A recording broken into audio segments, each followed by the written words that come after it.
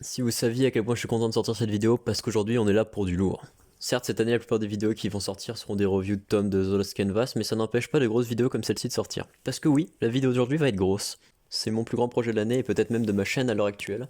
Il représente des dizaines d'heures de travail, mais personne ne mérite bien ça, non? Oui, je suis un grand fan de Persona et je trouve que le 5 est l'apogée d'un art, surtout qu'on va parler de sa version royale. Alors je sors l'alerte spoiler. J'insiste vraiment, mais si tu ne connais pas encore Persona et que tu t'es paumé ici, bah déjà merci, mais surtout fuis et va découvrir heure de jeu par heure de jeu l'histoire de Persona, ou plutôt l'histoire de tous ces personnages, puis reviens ici. Ne te gâche pas ce plaisir.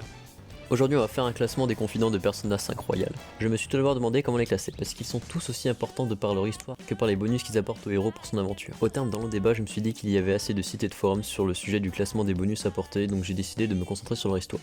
J'insiste sur le terme histoire, ce n'est pas un classement d'appréciation du personnage, mais bien de son histoire, sinon Akechi ou Maruki seraient jugés différemment par exemple. De plus, j'essaierai d'être assez exhaustif, sauf pour les Phantom Tips, parce que cette vidéo est déjà bien assez longue. Si vous êtes toujours là, c'est que vous connaissez le jeu et que vous savez que c'est un jeu qui se vit de manière extrêmement différente pour tous. Ce jeu et ses personnages ne vont pas susciter le même intérêt et le même amour chez tous. Et en cela, faire un top objectif est impossible. Je sais d'ores et déjà que mon top va vous décevoir, parce que tous ces persos, on les a aimés. On a tissé des liens pendant tellement d'heures de jeu, de les voir mal classés et frustrants, car ils sont pour la plupart excellents. C'est en cela que Persona est un jeu parfait. Tout cela pour dire qu'au lieu de rager en commentaire sur mon top personnel, partage plutôt le tien. Il n'est ni plus juste ni plus faux que le mien, seulement différent. Allez, je range les violons, alors asseyez-vous tranquillement avec un soda, un café ou un goûter parce que ça va être long. Numéro 23, Chiaya Mifune. La dernière place du classement est occupée par nul autre que la confidente de la roue de la fortune.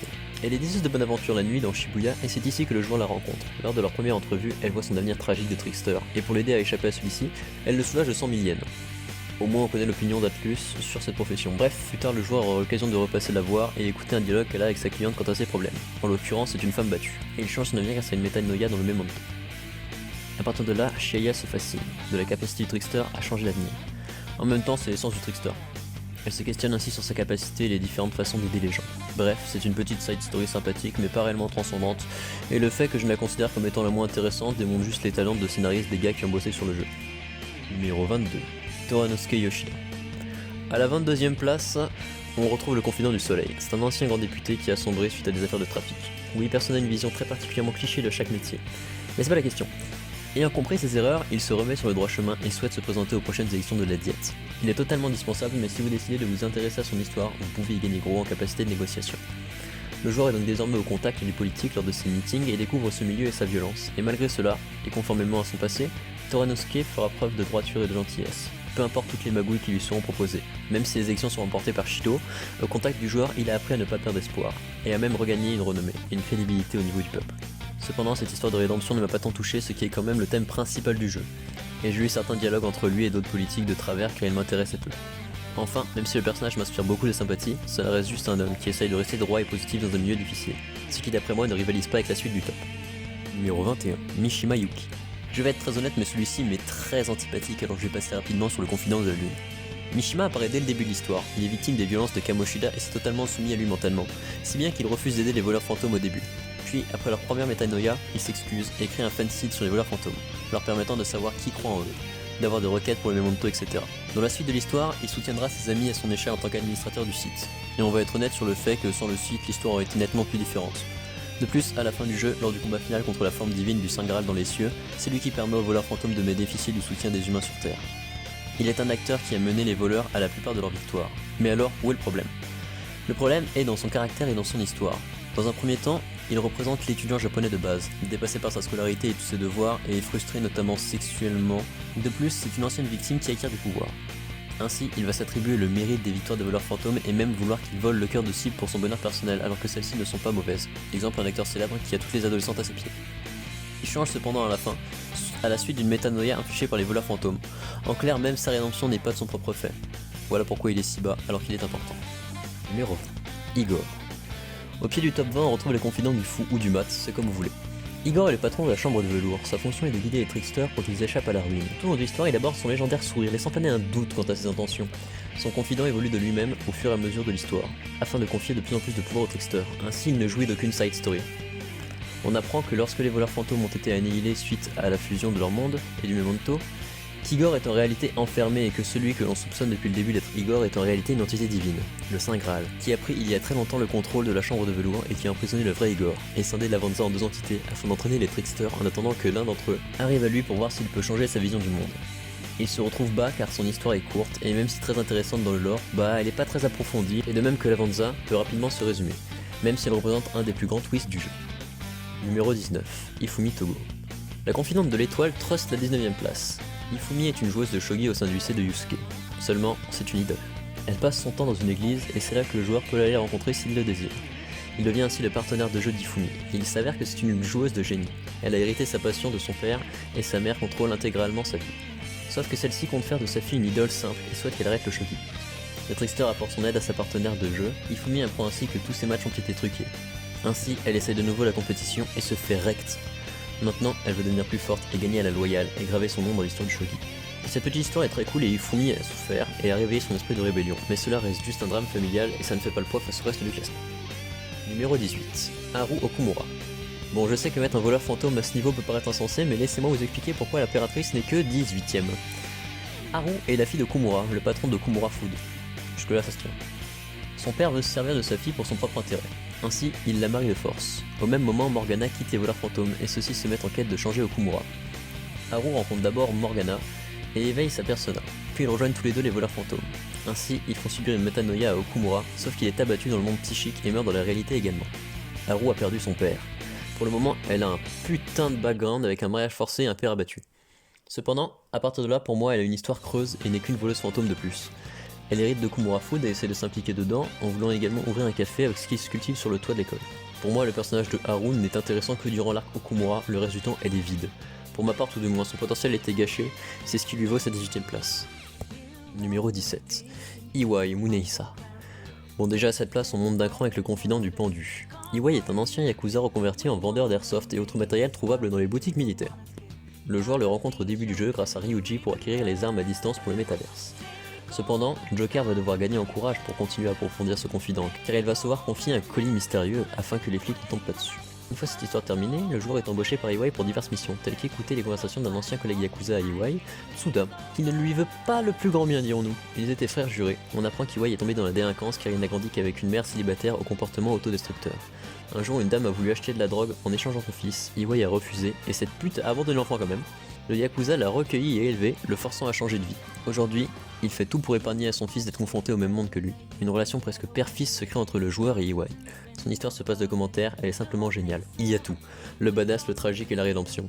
Seulement à la différence des histoires au-dessus, elle n'impacte pas directement l'histoire et a une portée moindre.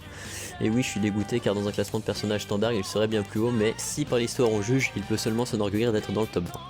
Numéro 16, Caroline et Justine. Ou Lavenza, c'est comme vous voulez. À la 16ème position, ou plutôt les confidentes, ou plutôt la confidente de la force, si j'y viens. Justine et Caroline sont les deux gamines sous les ordres d'Igor qui gèrent les prisonniers de la chambre de velours. Leur histoire nous est narrée dans la trame principale car le confident n'évolue pas comme les autres lorsqu'on passe du temps avec, mais en échange de certaines personas. Elle s'occupe également des exécutions de personas, que ce soit la potence, la guillotine, la chaise électrique, ou même les finir à la tronçonneuse si ça tourne mal. Enfin, elles sont aussi responsables de l'étude de certains lieux sur Terre. Lors de la fusion entre la réalité et le memento, les voleurs fantômes partent en morceaux, et le joueur se retrouve une nouvelle fois emprisonné dans la chambre de velours. Igor demande à ses assistantes de mettre fin à la vie du trickster car il a échoué dans sa quête d'empêcher sa ruine, mais celui-ci retrouve son esprit de rébellion et se transforme. Et les fillettes se rebellent contre leur maître. Elles sont censées guider les prisonniers et non pas les abattre. Ainsi, elles aperçoivent qu'elles sont chacune une moitié de l'autre, et demandent au trickster de les guillotiner.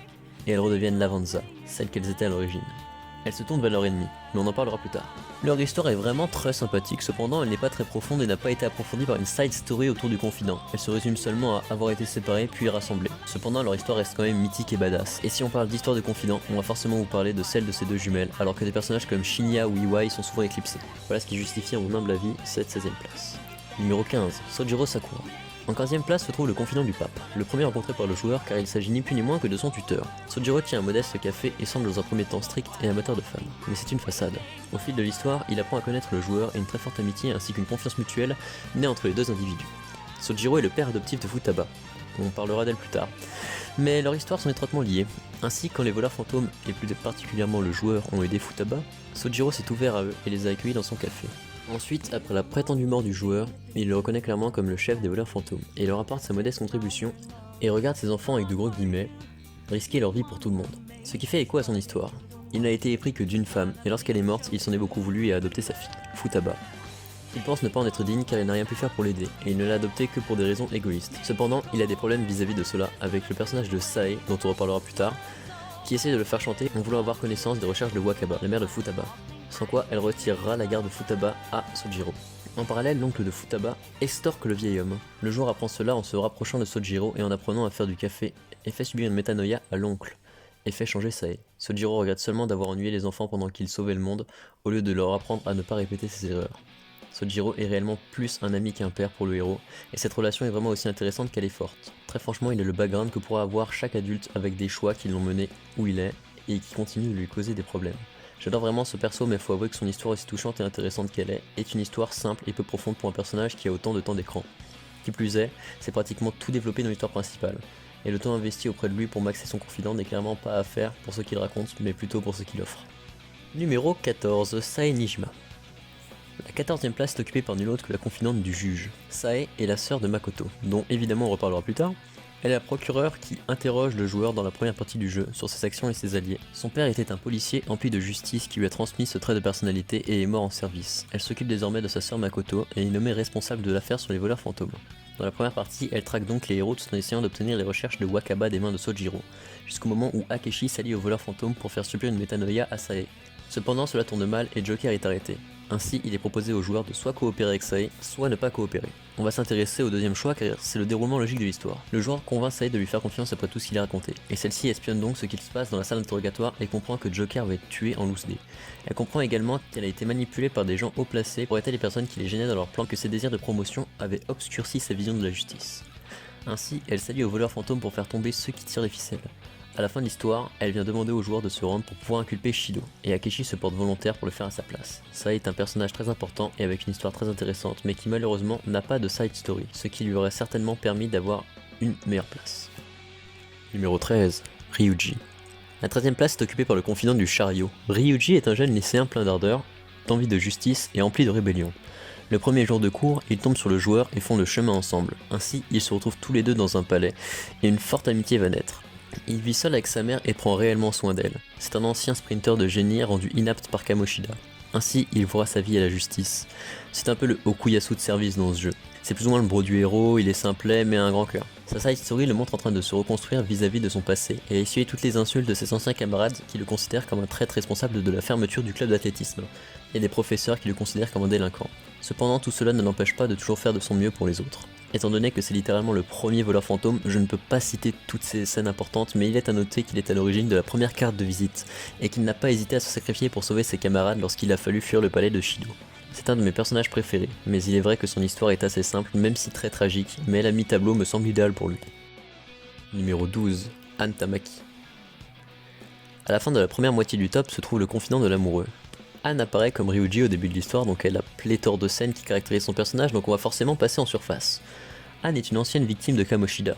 Il l'a fait chanter pour coucher avec, en échange d'un poste de titulaire pour son ami Shio. Elle se lie d'amitié avec Joker et rejoint les voleurs fantômes lorsque Shio fait une tentative de suicide. Par la suite, on en apprend plus sur elle dans sa side story, mais pas tant dans l'histoire principale. Anne est mannequin et évolue personnellement parallèlement à la rééducation de son ami Shio. On apprend tout d'abord qu'elle se sent seule du fait que ses parents travaillent à l'étranger. Dans sa vie de mannequin, une autre fille lui vole sa place. Ainsi, elle évolue mentalement en se renforçant et en trouvant des méthodes pour devenir plus forte au fur et à mesure des rendez-vous, parallèlement aux souffrances de Shio pour réussir à marcher de nouveau. Elle, qui semblait tout avoir, apprend grâce à son esprit de rébellion à faire des efforts pour s'améliorer tout en essayant d'oublier les abus sexuels de Kamoshida.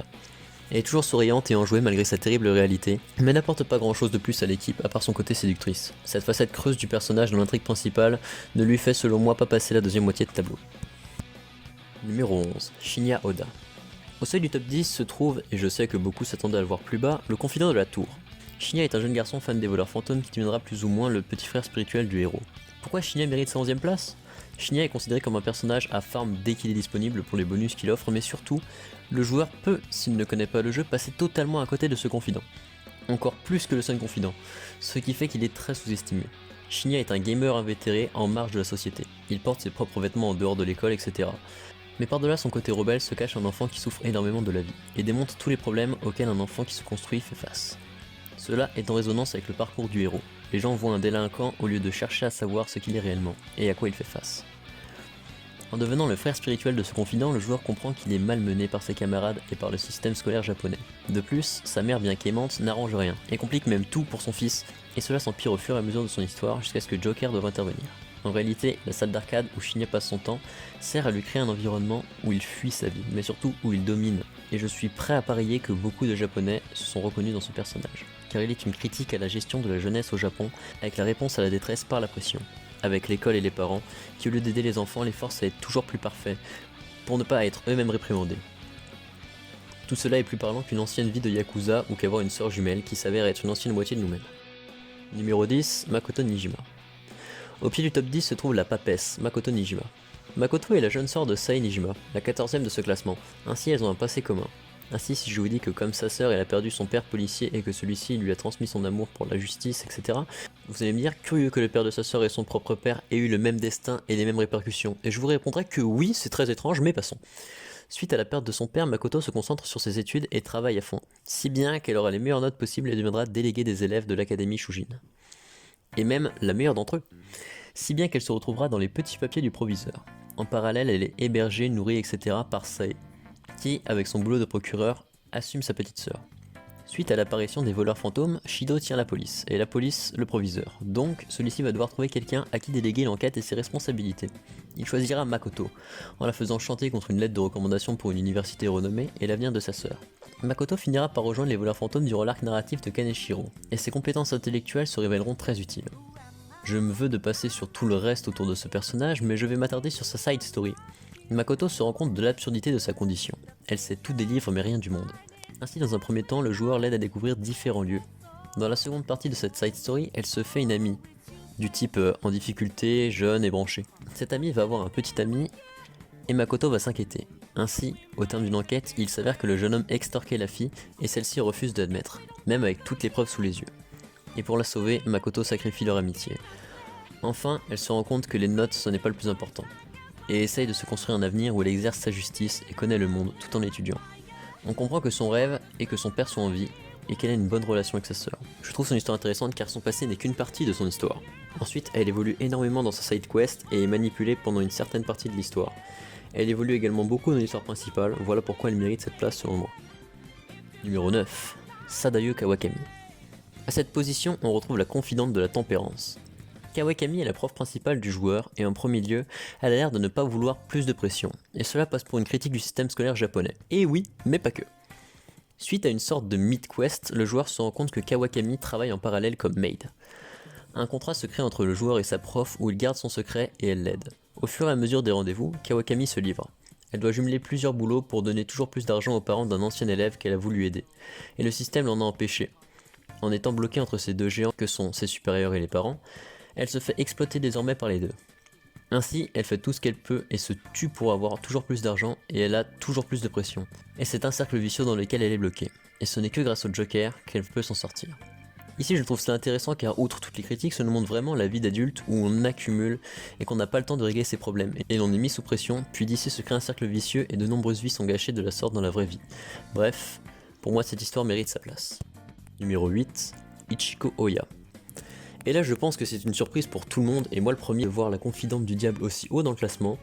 Oya est une sorte de journaliste extrême, c'est-à-dire qu'elle est prête à s'immiscer partout pour faire éclater la vérité au travers de ses articles. Ainsi, elle rencontre le joueur qui se sert d'elle pour parler des voleurs fantômes.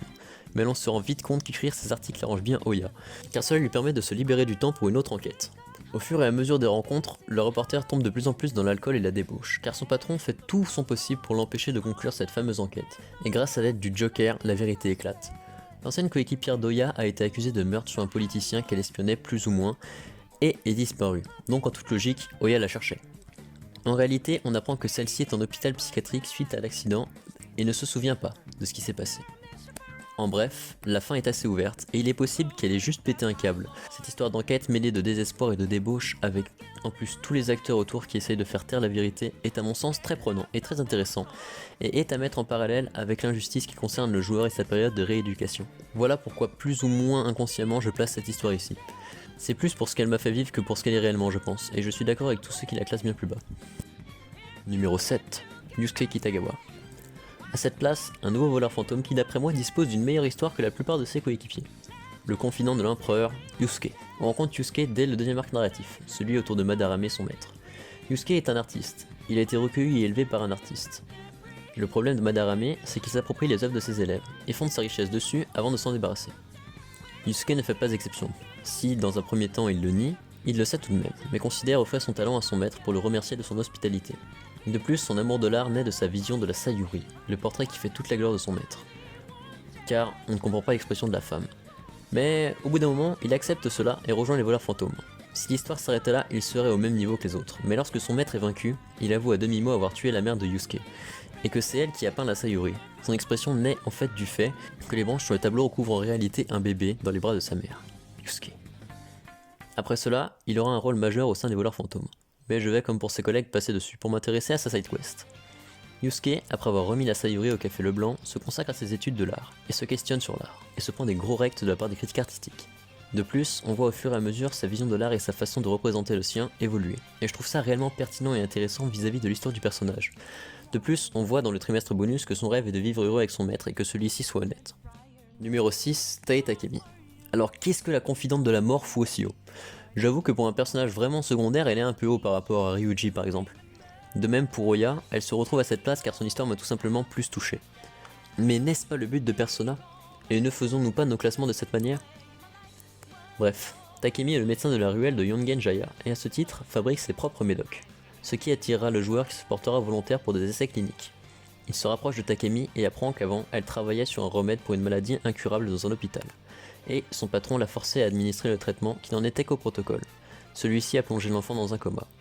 Le patron a tout foutu sur le dos de Takemi qui n'a eu d'autre choix que de poursuivre ses recherches en tant que médecin de ruelle afin de sauver la fille et de revoir son sourire. Elle se force à être froide et ne souhaite pas de clients. Pourtant, un père désespéré par l'état de sa fille l'emmènera voir Takemi, qui la sauvera, alors que l'hôpital n'a rien fait. Ainsi, elle remet en cause les performances d'un grand hôpital, et son patron décide de lui faire la guerre. Il lui envoie les inspections, et lui annonce la mort de la fillette. Takemi perd espoir et envie de travailler. Elle tombe dans une profonde dépression et ne s'en sort que par l'intervention du Joker. La fille était en réalité toujours vivante, et Takemi la guérit. Des années de souffrance et de travail ont porté leurs fruits, et c'est un happy end. Numéro 5. Kazumi, ou plutôt Sumire Yoshizawa. On entre dans le top 5 avec la persona de la foi. Alors à ce niveau-là, je pense qu'il n'y a pas débat, on est sur du lourd. Dans un premier temps, Kazumi est une élève d'un an de moins que le joueur et qui pratique la gymnastique à un niveau professionnel. Lorsqu'elle rencontre le joueur, une profonde amitié et un respect mutuel les lient. On apprend que Kazumi faisait de la gym avec sa sœur et que celle-ci est morte. D'ailleurs, une promesse les lie, et elle doit devenir une gymnaste de génie. Au fur et à mesure de l'année, le lycée lui met de plus en plus la pression au niveau des résultats sportifs et lui retire tous ses avantages, ce qui la sabote. De plus, elle a échoué à une de ses 2 grosses compétitions de l'année. Au contact du Joker, elle va réussir à se relever de tous ces obstacles et de nouveau aller de l'avant. Puis, elle acquiert une persona et aide même le Joker dans le palais du casino. Mais elle décide de ne pas se mêler des affaires des voleurs fantômes, car elle n'est pas totalement en accord avec ce qu'ils font. Franchement, encore un happy end, c'est parfait. Bien sûr, je déconne, c'est sans oublier le trimestre bonus. Alors j'imagine que certains sont passés à côté, mais oui, un trimestre bonus, où on apprend pas mal de choses sur Kazumi. Oh oui, notamment qu'elle n'est pas Kazumi. Kazumi est sa sœur décédée en lui sauvant la vie et en se faisant renverser par une voiture. Oups, c'est dingue qu'un simple DLC change tant l'histoire d'un perso. Et c'est pas fini. Maruki, dont on reparlera, s'est servi de ses pouvoirs pour que la pauvre Sumire, oui c'est son vrai nom, croit être Kazumi, et devienne Kazumi quelque part, afin d'effacer cette douleur. On peut croire que c'est tout, mais non. Lorsqu'elle se retrouve face à ça avec le Joker, elle se range du côté de Maruki, et se transforme en un semi-boss qui donne du fil à retordre au Joker. Car Akechi refuse de se battre sans tuer Sumire. Après ce combat, elle accepte son destin et change de coupe de cheveux, redevient Sumire et rejoint les voleurs fantômes pour défaire Maruki. Numéro 4, Futaba Sakura. À la 4ème place, la confidente de l'ermite. Futaba est une jeune hackeuse qui s'est servie d'un groupe de terroristes internet pour contacter le Joker, afin de demander une métanoïa pour elle-même. Déjà là, c'est atypique. Futaba était très proche de sa mère et celle-ci s'est suicidée. Ce qui apparaît, c'est qu'elle a craqué mentalement à cause de Futaba et de son travail. Elle n'a pas réussi à concilier les deux. Comme on l'a vu avec Sujiro, il a adopté Futaba après qu'elle ait fait le tour de la famille, et son oncle fout la merde. Futaba s'est donc renfermée sur elle-même et a passé du temps dans sa chambre à jouer et hacker en plus d'apprendre plein de trucs. À l'apparition des voleurs fantômes, elle a voulu les solliciter pour changer. Ceux-ci se sont donc rapprochés de la jeune fille pour l'aider et ont donc pu infiltrer son palais, qui est une tombe. Ça donne le ton. Le boss de son palais est sa mère en griffon, et Futaba après cela se rend compte que sa mère est en réalité tuée pour ses recherches, et que la hackeuse n'y est pour rien. Après ça, elle développe une relation fraternelle avec le joueur et s'ouvre au monde au fur et à mesure du jeu. Lors du trimestre bonus, on comprend que son rêve est que sa mère soit encore en vie. Franchement, une histoire très tragique et une énorme évolution du personnage, sans compter qu'elle s'impose rapidement comme un pilier des voleurs fantômes. Pour moi, il n'y a pas débat, 4ème place méritée. Numéro 3, Takuto Maruki. Sur la dernière marche du podium, le confident de Lady Hill, Maruki. J'avoue ne pas trop l'apprécier de manière personnelle, mais il faut avouer qu'en termes d'histoire, ce petit filou nous a livré du lourd. Il nous est tout d'abord présenté comme un psychologue pour aider les élèves à se remettre du drame du début d'année, mais il est surtout utilisé par le lycée pour se refaire une virginité suite aux dingueries qui se sont passées, et pour traquer les voleurs fantômes. D'abord sceptiques, les héros vont chacun leur tour s'ouvrir au docteur. Tout particulièrement le joueur, qui aidera Maruki dans ses recherches à travers plusieurs débats sur l'âme humaine. Finalement, ses recherches aboutissent, et pour fêter cela, il offre un resto. C'est la première fois qu'on entendra parler de Lumi. C'est son ex-copine avec qui il ne parle plus, et cela a l'air de le rendre triste. Bref, il termine ses recherches et part du lycée. Une fois de plus, l'histoire ne s'arrête pas là. Quelle ne fut pas ma surprise de découvrir qu'il était l'antagonisme du trimestre supplémentaire. On y retrouve un Maruki avec un look Aizen, sachant que la ressemblance était déjà troublante, cela ça frôle le plagiat. Maruki est un scientifique qui maîtrise désormais son palais et le memento. Il utilise ses facultés pour exaucer les vœux de tout le monde, en commençant par les protagonistes. Seuls le Joker et Akeshi se mettent en tête de l'arrêter. Comme précédemment dit, il transforme Sumire en Kazumi et se sert d'elle. Le truc avec cet antagoniste, c'est que ce n'est pas un méchant, seulement quelqu'un qui n'emprunte pas le même chemin que les voleurs fantômes pour faire un monde meilleur. Il a développé ce pouvoir à l'époque où sa copine Lumi assistait au meurtre de ses parents et a également été blessée. Sur son lit d'hôpital, il l'a inconsciemment aidé, en faisant cela, il l'a perdu. Ainsi, il a acquis la conviction qu'il vaut mieux vivre dans la réalité de ses rêves que d'affronter la dure réalité de la vie et la cruauté de celle-ci. La divergence de son opinion et la profondeur de ses convictions, en plus de son histoire tragique et de la surprise qu'a créé son revirement de personnalité, extrêmement gentil à l'écoute en antagoniste, lui offre le top 3. Numéro 2, Morgana.